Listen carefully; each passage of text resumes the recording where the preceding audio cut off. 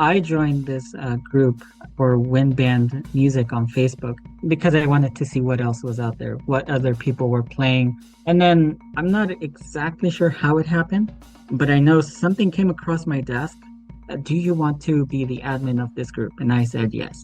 And then by the time I realized what had happened, I said, oh dear, what have I done?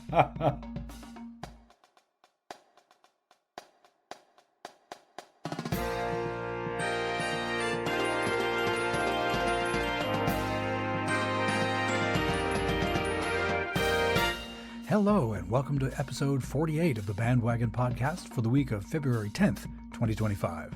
On this edition of the program, news and notes from the band world, including a community band obituary. The only time I hope that I will need to use the phrase tactically trained band dads. A story and some thoughts about bands and civil disobedience. And I have a conversation about online band forums. It's not what you think. I'm your host, Rob Hamilton.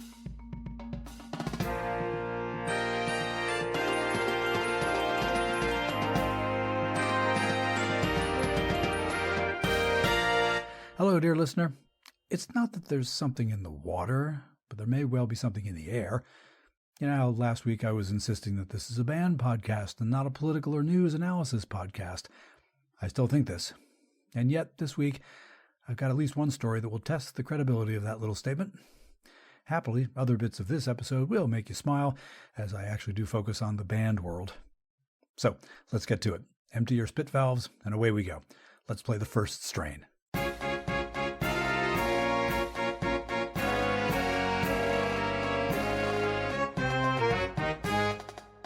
In this episode's first strain, news and notes from the band world. Dateline, Pasadena, Texas. Credit on this story to the reporting and writing of Abigail Dye of KRIV Fox 26 in Houston. On Saturday evening, the 1st of February, a group of 4 tactically trained band parents apprehended an active shooter at a Texas Color Guard Circuit percussion ensemble competition at Pasadena Memorial High School. Pasadena school officials said a man in his 80s with a gun entered the school sometime between 5 and 6 p.m. while the event was taking place and fired 2 shots. One shot hit a door, the other struck a 26-year-old Angleton High School percussion technical consultant in the shoulder. A Winter Guard International post on Facebook about the incident reported that the percussion tech was expected to recover fully. After the shots were fired, the band dads went into action.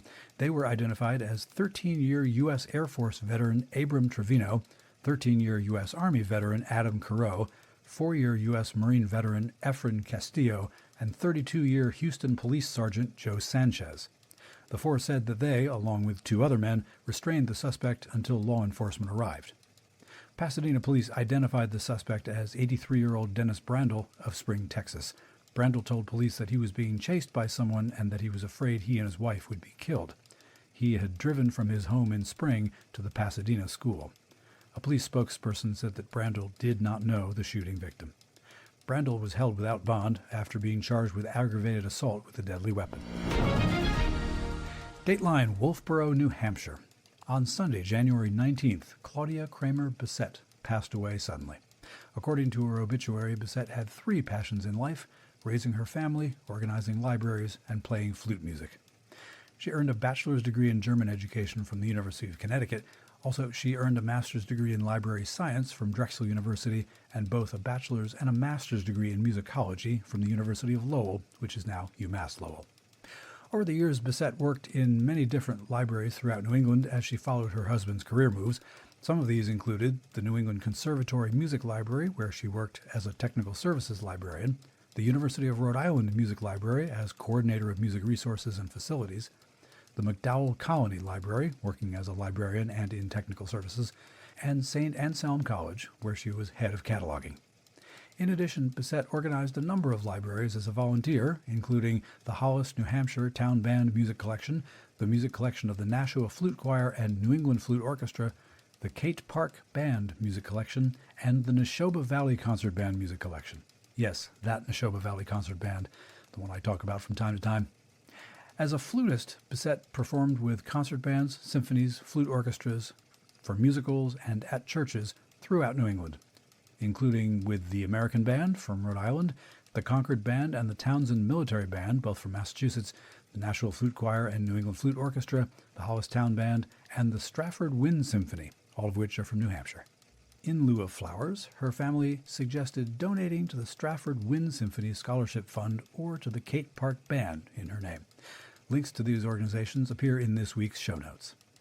Now, I didn't join the Neshoba Valley Concert Band in time to meet Mrs. Bissett, but my bandmates have told stories, including this one, which was sent around to the band via our private email system by Joe McMullen, one of our euphonium folks whom I talked to in an early BandWagon Trio section about his time marching in the Super Bowl halftime with the Michigan Band. Joe wrote this. A couple years ago, I played in the Tuba Christmas in Wolfboro, New Hampshire, and Claudia was the conductor. She told me about the great memories she had when playing in the Harvard Town Band, which is the doing business as name of the Neshoba Valley Band. Although the Tuba Christmas ensembles are supposed to be made up of tubas, euphoniums, and baritones, she did pull out her piccolo and played a few bars of one of the songs. I only met Claudia that one time, but she was a lovely person. And that's news and notes from the band world for this week. If you have a news item you think should be included in this segment, send me a link via email to heybandwagon@yahoo.com. Now we'll take a quick water break. Meet you on the other side. Hope you'll stay with me.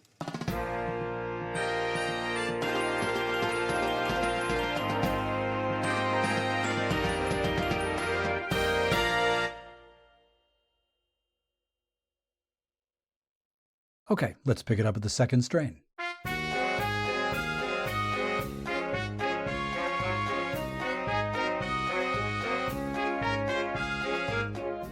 In this week's second strain, it's easy to slide down the internet game of chutes and ladders, intending to go look for one thing but then ending up in a place you didn't intend.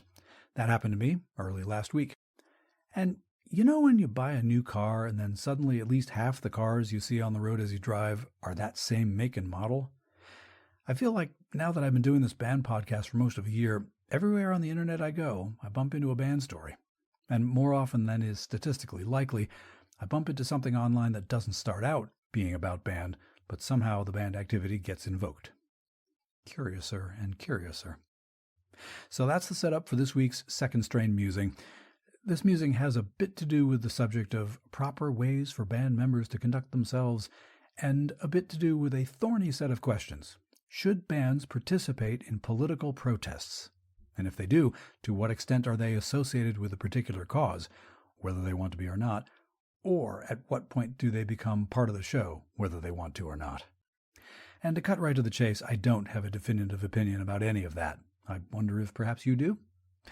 Anyway, here's the scenario. I was reading an article on a news and news analysis website called The Daily Kos. Actually, it wasn't quite an article, but it was a bit more than just a community forum post. But it was written by a Daily Kos community member. I'm not sure how you get to be one of those, but anyway, the post's title was, "What about 50 marches in 50 state capitals?" It seemed that somewhere in the state of Maine a rumor was going around that on this past Wednesday, February 5th, there were being planned protest rallies in front of all 50 U.S. state capitals. Because for some reason lately, people have been itching to protest and demonstrate and squawk a bit. Now, how many times have I suggested that scrolling down to almost any comment section on the internet is a really bad idea? I mean, at least if you want to avoid wading through paragraph after nested paragraph of commentary, anywhere from contentious to toxic. Plenty of times is the answer. And yet, for some reason, which I think has to do with feeling a disturbance in the band force or something, I did just that. Scrolled down and read the first comment by a commenter called Roger Mexico. Cannot possibly be his or her real name. And that comment was all about, keep in mind you will be photographed and your identity added to lists. You sure you want that? Etc., that sort of thing. The author of the original post, someone with a screen name of Guava Boy, replied quite merrily, "I appreciate your feedback. I am sure I have already been photographed. I am as handsome as I always was," etc. Roger Mexico replied to that, saying, in part, "Sorry, my reply was not intended toward you personally. You seemed to be recommending an action by any and all, and my reply was intended to caution them, not you. I just want the youngsters to realize they are now in a situation where there are real risks. You know how to be cautious? Good, but I'm not sure they all do."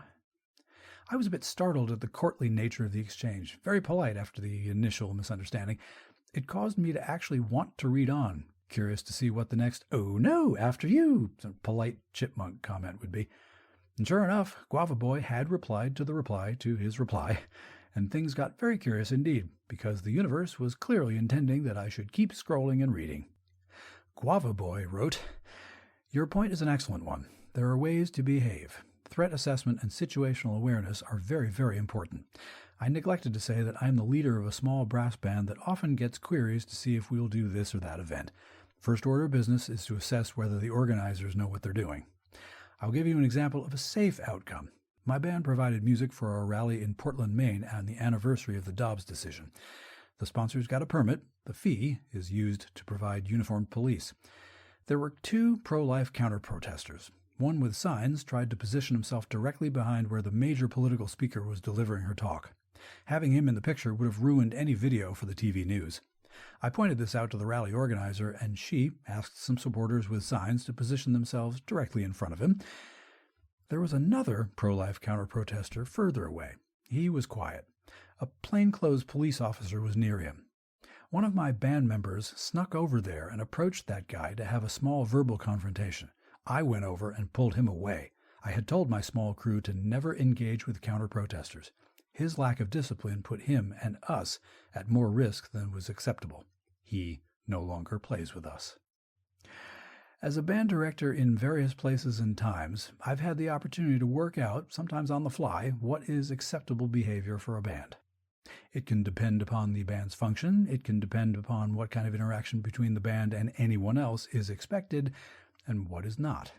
I'm remembering a couple of times, which I may describe in florid detail sometime soon, when I traveled with a couple of collegiate pep bands of my acquaintance to playoff basketball games in, let's just say, enemy territory, wherein we were faced with a real-time, real-world opportunity to judge what was the right thing to do in response to, shall we say, outside stimuli. And no, in case you're wondering, doesn't have anything to do with UMass and Harvard. It's a fun game to play, up through the moment where you actually have to play it. Money, meat, mouth. All right, my friends, what's the difference between how we want to act and how we ought to act, so as not to bring shame upon ourselves or the event we're participating in? Happily, I think, I never needed to find out what I would do with my band in attendance at an event during which violence might break out. As close as I ever got to being at an event that even might have had protesters in the area was when I took my little high school pep band to play at the opening ceremonies of a Walmart warehouse distribution center that had opened in town. There are people who are constitutionally opposed to Walmart for various reasons, but no, nobody shrieked from the back of the crowd, like at all, at that gig. Nobody got dragged away. It was all balloons and speeches and 2 or 3 tunes while nothing else was going on. But one is keenly aware that one is wearing, or organizing the wearers of, uniforms that mark one as a representative of, fill in the blank, a school or some other organization, or we ought to be keenly aware of this, and again, best case scenario, we would prefer to bring honor rather than shame to ourselves and the folks we represent. Best case scenario, a band plays at a rally or something similar, provides entertainment for the rallygoers, and then shuts its yap.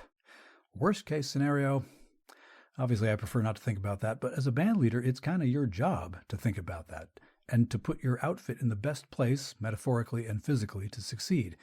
And if you decide that that place is a political event, a charged one perhaps, it's incumbent upon you to prepare yourself and your charges for a bunch of eventualities. Clearly, Guava Boy did. And in these times, that is no small set of decisions, no small set of guidelines for behavior, no small responsibility. Because you could be dealing with no small or trivial set of eventualities. Yep, I went deep and dark again for yet another week, and I do appreciate your patience with it. But as we know very well, the band world sometimes is not all sweetness and light and marches. Anyway, on the other side of this next break, I have a transcontinental conversation that addresses, among other things, the bright side of social media. This is BandWagon.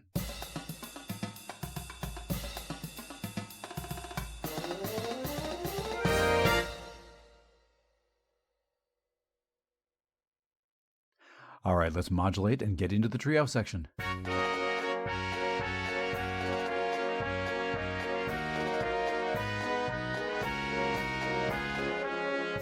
This week in the trio section, lately, the adjustments in the various meta platforms' approach to things like content and moderation and personal information security have caused folks to cast their gaze longingly toward other social media platforms. And while I have done a bit of that gazing myself, I've been struggling with the idea of bailing out of Facebook because, well, I still have lots of friends and contacts there, and I've used Facebook's capabilities successfully for noble purposes like keeping the world updated about my church gig, especially when COVID was happening, or organizing, say, the getting of 925 band alumni onto the homecoming halftime field for no very good reason. Problematic as it is, Facebook has proven to be a powerful tool for mass communication and niche interests alike, and some of those niche interests have been sketchier than others, but not ours, mine or my fine trio section guest this week, and you will see what I'm talking about. Please help me welcome to the program, George OSORIO. Hi. Thanks for coming on and doing this. With all that, I've managed to both set up the main topic of our conversation very well and to keep it murky as far as what are they going to talk about. And we'll get there. But first, I will open with my standard introductory questions for band people so my listenership can get a sense of who they're listening to. So to begin, as usual, what's your primary instrument? My primary instrument is a euphonium, but I also double on the trombone, and I've picked up the bassoon in the last couple of years. So I play an odd array of instruments. Keeping it in the bass clef and yet wildly different. From 3 valves to 3 thumbs on each hand, I think. Oh, yeah. Well, sometimes I get to read in tenor clef, and that's just another mental exercise I have to deal with. You're a better man than I. How did you get into playing euphonium? In 5th grade, before we left elementary school, the administrators asked us to fill out an interest card with some of the options being choir, orchestra, band, woodshop, home ec. And I was interested in woodshop, but a clerical error took me to the band room.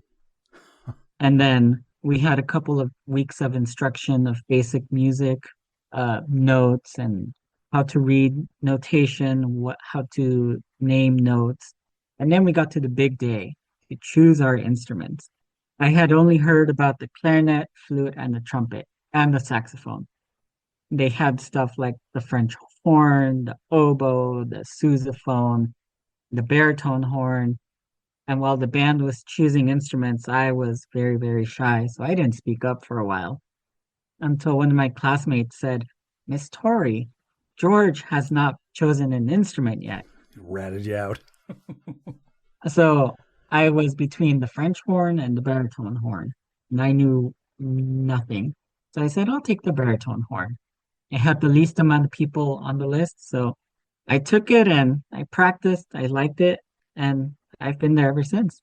So you're in California now. Were you in California then? Yes. Okay, so maybe starting from there, what bands have you been active with in your life? I went to Sierra. Back then it was called Sierra Intermediate School.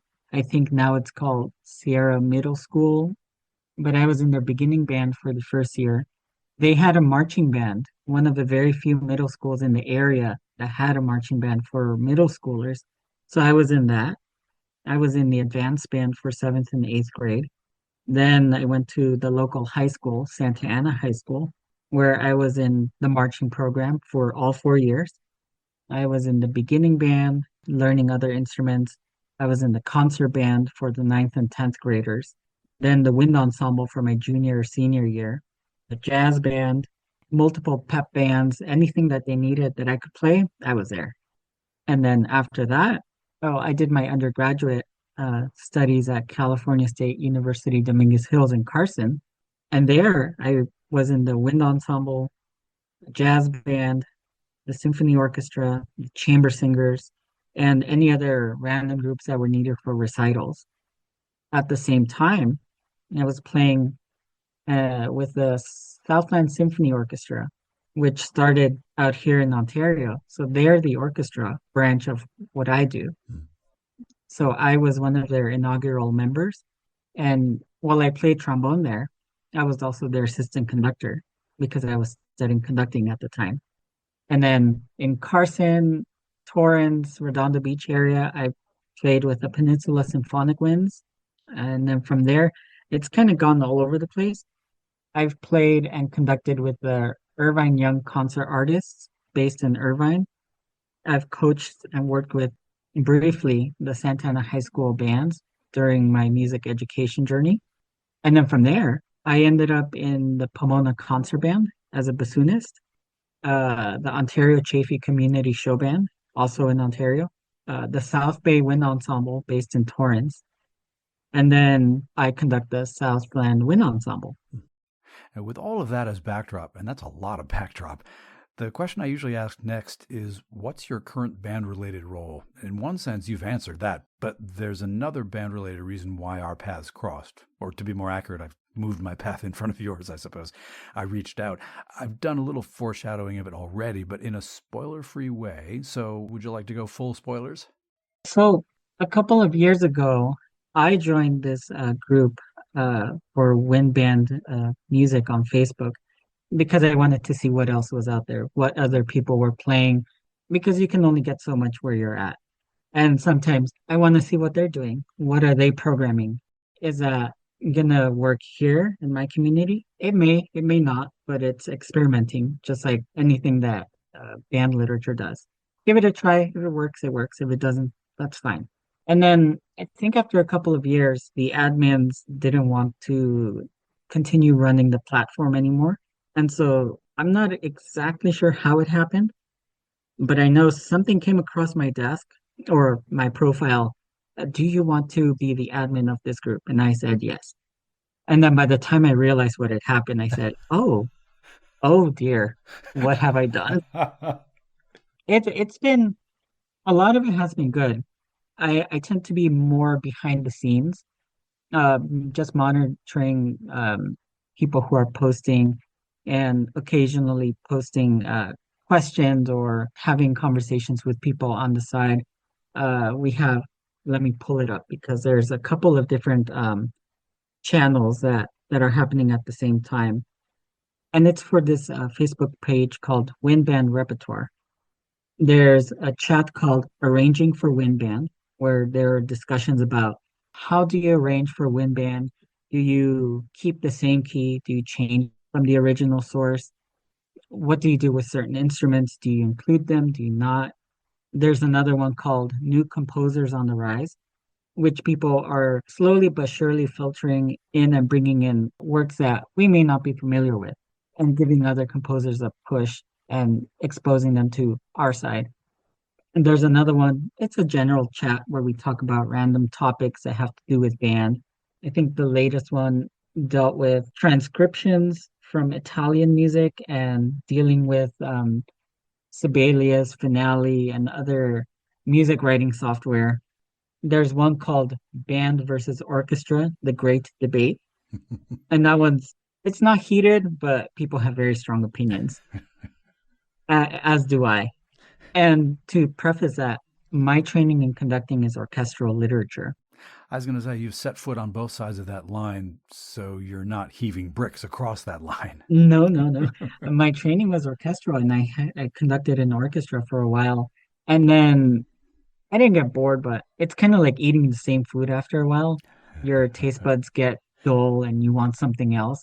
And being a band kid myself, I said, well, there's probably some very good wind repertoire. And then I kind of just fell headfirst, and now I'm here.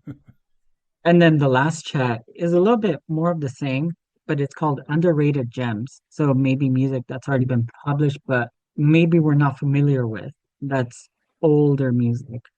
So there's a variety of conversations happening at the same time all throughout this channel. The reason I reached out to you was the advice I heard from one of those YouTube I can help you do a better podcast people, which was look for online forums in your subject area, but don't just leave posts on the forum saying, I have a podcast, listen to it. Instead, track down the forum's administrators and engage with them. Try and establish some kind of relationship with them before you suggest cross-promotion opportunities. But something I really didn't think about, and I don't know why I didn't, is the possibility that the current admins might not be the founders of the forums. So I was going to ask you about the Wind Band Repertoire Forum's origin story, but it's possible you may not know. I don't think I know, to be honest. I stumbled upon it many years ago, and I kind of just stayed there looking and seeing what people were posting, just getting ideas and adding to my playlist of wind band music. So currently the forum, if I'm not mistaken, and if I've looked at it recently enough, it's got up over 1,000 members. Yeah, I think I have the page pulled up and it says there's 1,200 members, thereabouts. As an admin, do you have a sense about demographics of the membership? From the more active members, I'm seeing that they're usually from the UK or Italy. Huh. Some Americans here and there, but most of them are from Italy, at least the ones who are consistently posting, even in the chats that I just mentioned. Those are a little bit more varied, but still heavily from the other side of the pond. Intellectually, I knew that the World Wide Web was indeed worldwide, but I think I wasn't expecting that a great majority of the membership of a forum hosted from California was going to come from a country or countries which, forgive me, they do not have English as their primary language. Does that ever pose a challenge? Well, it does. I half the time when I see some of the chats, it's in Italian, and I can usually pick out what's happening.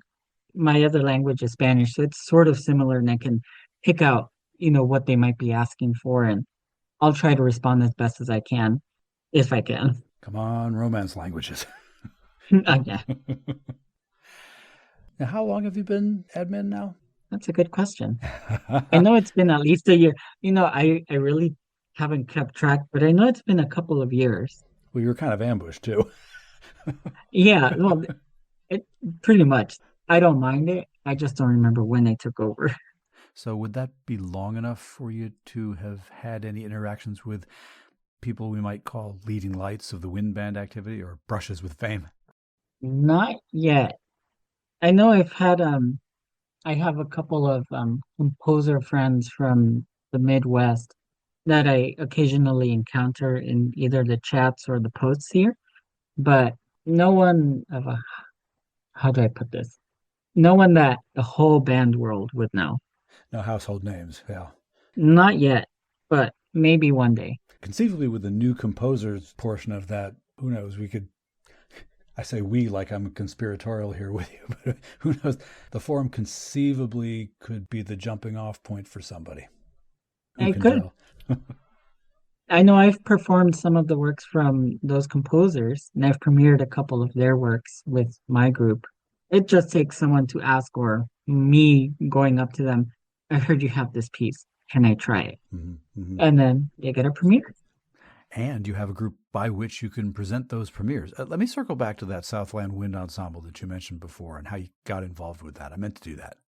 So, okay, so I was and still am the assistant conductor for the Southland Symphony Orchestra, and they have a pretty demanding schedule. Usually about 6 to 8 concerts per season. It's all orchestra people. They know each other. They just gel together. And while I like conducting them, I felt like very intimidated by them Huh. because they just know so much. And I'm not a string person, so a lot of the times I'm thinking, how do I get them to do this? Uh, Is this the right technique? Am I using the right word? Winds and brass, I can do no problem. I want this attack. I want this style. I need you to do this. I can do that quickly because that's my background. So in 2019, I just pulled the trigger and I made a flyer and I said, these are the instruments that I'm looking for. Clarinet one, I need two. Clarinet two, I need two. And I listed out how many of each instrument I wanted. And while I was doing it, I realized that I didn't want to call the group a concert band where you have a lot of instruments of the same family, like 12 clarinets. Here, I wanted the most basic skeleton, the thinnest possible sound, so that the musicians could get a challenge and not rely on the section. So they have to learn their parts. And with that, well, when I sent out the flyer, I got a lot of responses. I had a very basic audition process for people who were interested. And it was mostly for me to hear how they sounded, how well they adapted to change, a couple of major and minor scales, some sight reading and contrasting excerpts. So December I held auditions. January I posted results. and we started rehearsing right then and there. And we did our first concert of classics from the wind band repertoire, Procession of the Nobles, Rosie Midra by Vaughan Williams, and a couple of concerto for band by Gordon Jacob. And I think we did a march.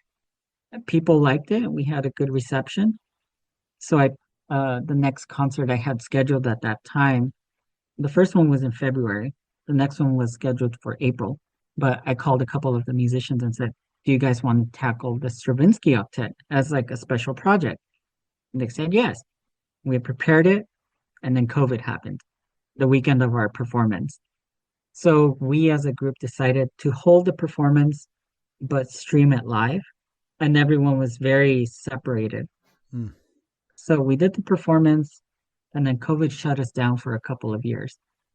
During the times that they had some leniency where we could have some group huddlings, maybe two or three of us will come in and just run through some music and just play and just take our minds off of what was going on at the time. We would try to prepare concerts, but as we got closer to our hypothetical concert dates, we knew that nothing was going to happen with a group of two or three. Mm. So at the time, I was about to finish my final year of conducting at Cal State Dominguez Hills, and I had to do a senior recital. So I did a chamber music concert, chamber winds. So I called a couple of people, did a couple of rehearsals, presented my concert. I got a good turnout audience-wise. So I made another call for musicians, and then we started again. And then ever since, we've been growing steadily, and the music has been getting tougher and tougher.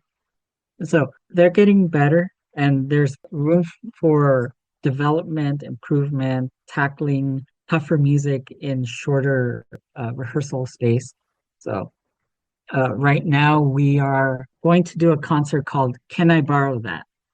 It's transcriptions, music from organ and orchestra for band. And we're doing some of the bigger hits. So Johann Sebastian Bach's Toccata and Fugue in D minor, the famous one. Yeah. Vaughan Williams' Rosie Midra from his three preludes on Welsh hymns. We're doing Rimsky-Korsakov's Clarinet Concerto. And we're doing Ives's Variations on America, one of my personal favorites. I love the dissonance and the multiple keys. It's just my favorite. And we're ending with A Beast of a Piece, the Firebird Suite, the 1919 version. Yeah. Well, I was going to ask if there are any future plans, and there they are. Yeah. And this concert will coincide with our first inaugural concert on February 8th. So it's our 5-year anniversary. So it's a whole big deal for us. A couple of the musicians that I have in the group right now started with me when I first started. They'll get some recognition in the concert for, staying by our side for so long. Yeah. COVID really was a test of ensemble staying power. It really gauged the enthusiasm of band people, didn't it? Yeah, and I was scared because I had just started the group and I didn't know what was going to happen. Even with the people coming in, we didn't know if it was going to be worth it to continue making these weekly trips. Just even if it was just to sight read stuff for fun, because no one knew what was going to happen. Bit of a clunky pivot here, but in thinking about looking into the future, I was not only going to ask about grand plans for the Southland group, but also as an administrator of an online forum, are you even in a position to have grand plans for that forum? I think there could be grand plans. I'm combining both, just seeing what happens and taking the temperature of the room before making more of a decision. Because ideally, in the future, I would like to get more members and have additional admin to help me moderate the page, and then get more people interacting with us and getting more music out there. That's really the goal, just getting more music out there, exposing us to different stuff that we don't know. And that's one of my biggest, not complaints, it's just we should know more. Like we have our American wind band tradition, but we don't have a lot of exposure to Italian wind band music, Spanish wind band music, Portuguese, Swedish, Swiss, Nordic, Russian. We have some Russian because of orchestra, but there's composers out there that are writing pieces that we really don't know if it'll work for us. Hmm. I just did two pieces by a Swedish composer from the early 19th century for chamber music. It was a beautiful piece, almost Beethoven-like in its form and structure. And we had a delight performing it. There's no recordings anywhere. Oh. And we did a piece by a Swiss composer from the 1940s. And if you listen to it, you would have thought that you're listening to Superman or a superhero movie with some of the melodic lines that are in there. Hmm. And so it's music that's out there, but we just don't know enough about. So I would like for it to be a community of wind band musicians. Hey, let me show you this. Let me show you this. An exchange. Yeah. It may be my English and American wind band centric streak showing, but I hadn't really thought about wind band music from Spain and Sweden and Eastern Europe. I mean, of course, it's out there, it must be, but I'm too hung up on Holst and Sousa to think about it, maybe. That's one of the things I want to look into while I'm at the PhD program in musicology. And that can be our next conversation. Now, to begin the move toward the finish of today's conversation, I'll go to the questions whose answers I can never predict, and today will be no different, I'm sure. And the first one, as always, is, what's one of your favorite band pieces that you've played or conducted? Oh, that's a hard one. If it's music that I've played, I have to say Holst's Second Suite in F. For me, as a euphonium player, when I first joined the wind ensemble in high school, that was one of the very first concert pieces we did. And I found out that the euphonium has a real live solo. So that opened my world to so many possibilities where I thought, if I can be a soloist in band music, I should just stay here.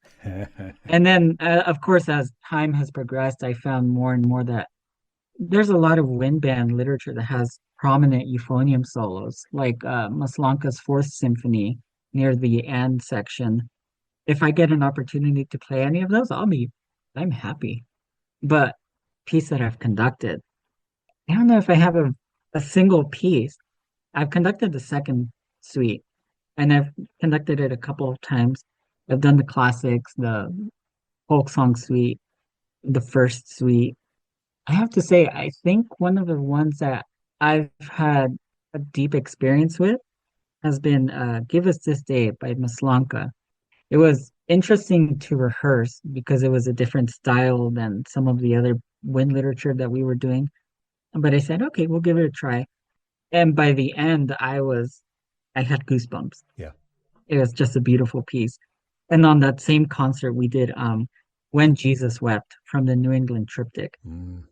Another very good euphonium solo. And the solos that we had just made it come alive. You mentioned the Maslanka Fourth euphonium moment. Had you played that one? No, I want to play it, but I want to conduct it too. So I don't know what to do. That's a hard one. I'm stuck between the wall and the sword because I want to do both. And even right now, as a conductor, I want to play some of the pieces I'm conducting. Yeah. The next question I always ask is, you may have answered it already. I'm not sure. Is there a piece of band music that you have never played but you would like to? We talked a little bit about Maslanka 4. Yeah. Maslanka 4 I would like to play. I like Ives' variations on America, and I've done it on all three instruments, euphonium, bassoon, and trombone with different community groups. On the bassoon was a nightmare. Especially the last section with all those 16th notes with the bass. I'm laughing out of sympathy, yes. Yeah, so while I love that piece, I really think I would have to go with the Maslanka 4. Similar question. Is there a band that you would like to perform with that you haven't, either because you're not the right age or you're not in the right place in the world or you don't live in the right time period? Because I don't live in I wasn't born yet, I wish I could have been part of Frederick Fennell's Eastman Wind Ensemble and just be part of that movement that grew into what it is now.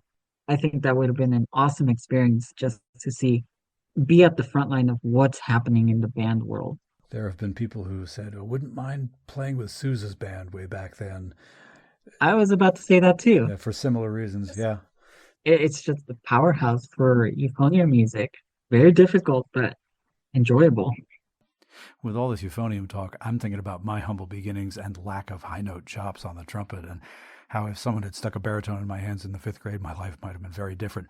In my high school band, we had maybe the one baritone guy, and even when I went to UMass, there were only 2 at the time.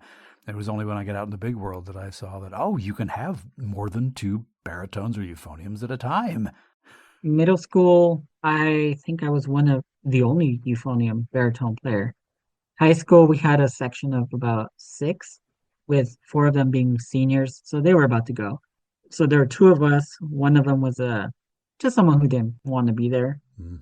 So, and then there's me. So from my sophomore to my senior year, I was mostly the only euphonium player in the marching band or the concert wind ensembles. Oh, wow. Same thing in college. I was a soloist for a long time until my senior year, I think. And then until I got out to the real world and played in a couple of concert bands, and I said, "Oh, I have a buddy, finally." Yes, someone else. So speaking of a question I asked that I never know what the answer is going to be, have you got a favorite band story that you want to tell?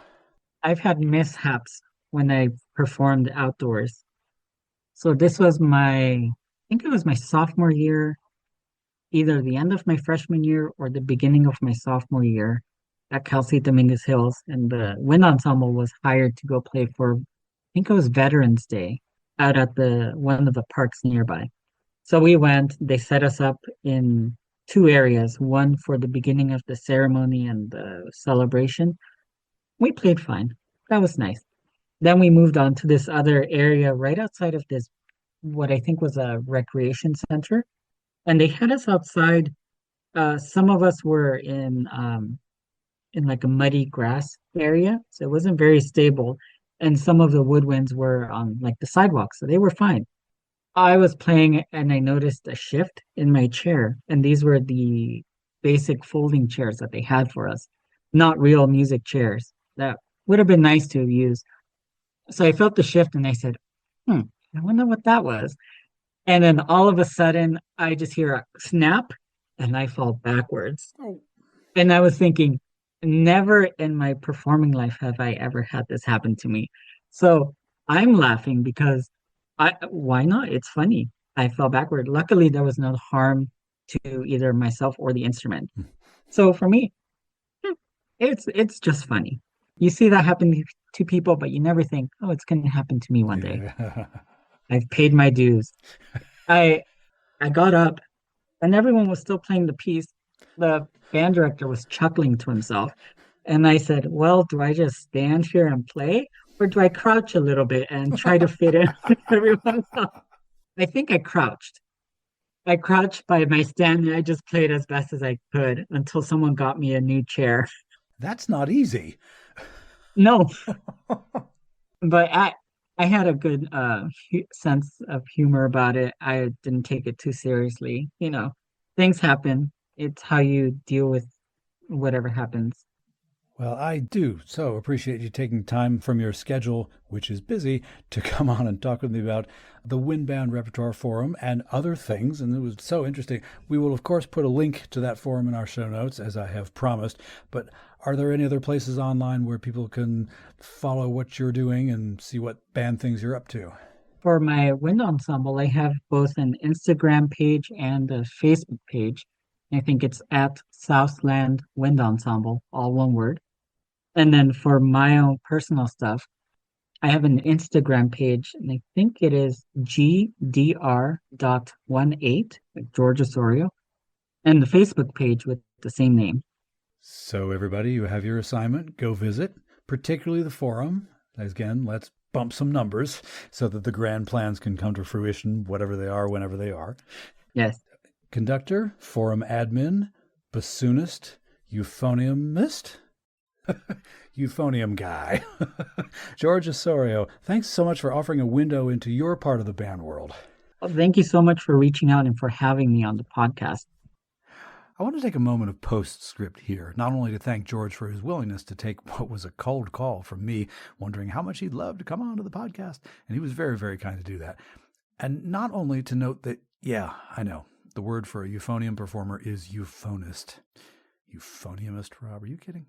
But as we talked ahead of the actual recording, George noted that his regular gig is managing a local gas station.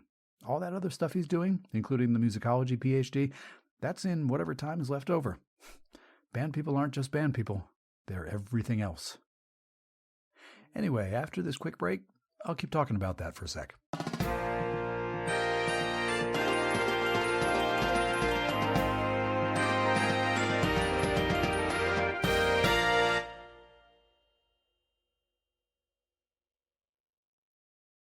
Here comes the dogfight.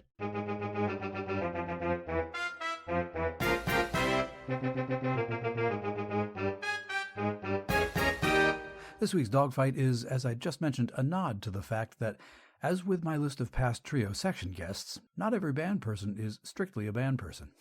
All walks of life are represented, and it's safe to say that the vast majority of us do something else for a living, whether it's running gas stations or teaching, but not teaching music, or perhaps achieving great success in areas that aren't band music. So, without further ado, introducing, in score order, the BandWagon Podcast Fantasy Band. Full of celebrities and other recognizable names whom you maybe did not know were bandos at one time. The flute section includes comedian Tina Fey, George Eastman, the founder of the Kodak Company, former Alaska Governor Sarah Palin, legendary Notre Dame University football coach Newt Rockne, and Noah Webster, he of the dictionary. The oboe section includes actor Julia Roberts. The clarinet section includes late-night talk show host Jimmy Kimmel, film director Steven Spielberg, and that one I knew, film director Woody Allen, and I know he's a problematic one, but you need to hear him play, heart surgery pioneer Dr. Michael DeBakey, and former Federal Reserve Chairman Alan Greenspan, who doubled on saxophone. Speaking of saxophones, that section includes actors such as Tom Selleck, Richard Gere, and Jennifer Garner, the late comedy legend Bob Hope, and space shuttle astronaut Ronald McNair.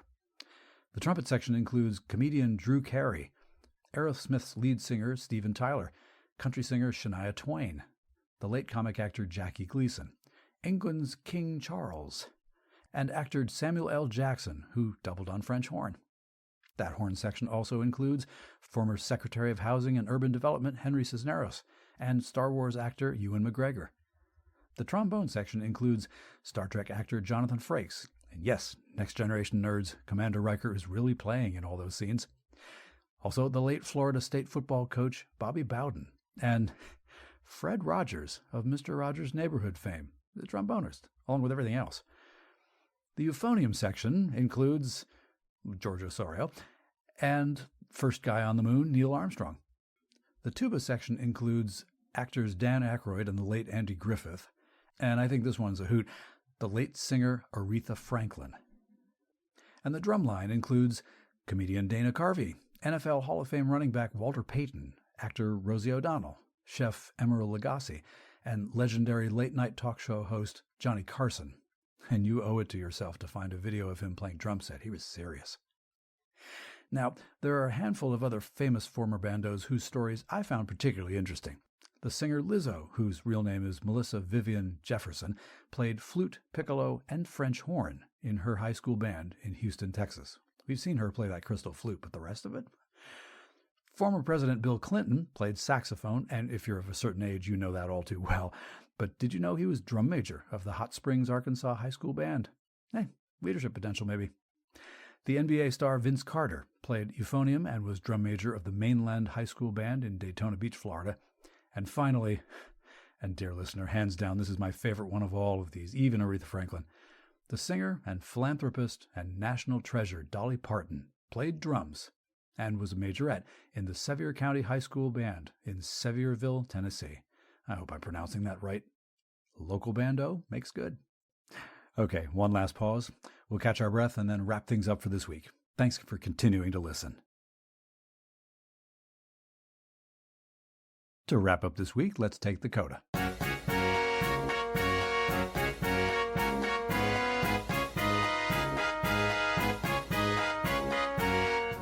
For the CODA this week, a brief marketing note. tpublic.com, which kindly helps me with my tiny, meager, fledgling bandwagon merchandise hopes and dreams, is running a site-wide sale from February 17th through the 23rd.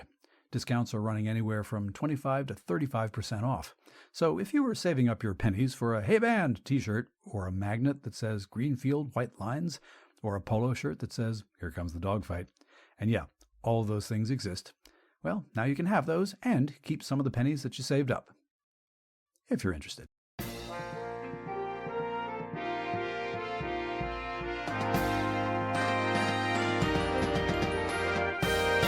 That's BandWagon for this week. Thanks as always for downloading and listening. BandWagon was written, researched, and produced by your humble host. Musical interludes were produced by Hammerton Media, from source material largely by John Philip Sousa. You can listen to more episodes at the pod's website, heyband.podbean.com. Please give me feedback. Let me know what you like or what you think might change. You can do that using the email address heybandwagon@yahoo.com, or leave a 90-second voice message by going to speakpipe.com/heybandwagon. Be aware that I do reserve the right to include your message on the podcast, unless you say otherwise. Those contact links and links to this week's news items, conversation topics, and my interview guest, George OSORIO, can be found in our show notes, as can a link to BandWagon's merch store, thanks to the good folks at TeePublic. Please share the show on social media, and thank you for that. If you enjoy this podcast, please do share it in the direction of someone whom you think might not be a listener yet. Word of mouth really is the best recruiting tool. And to keep up with the pod every week, subscribe to BandWagon on the Podbean app, Apple Podcasts, or wherever fine podcasts are sold. For now, take care, stay in touch, stay in tune, and we'll do this all again next week. I'm Rob Hammerton. You phonist.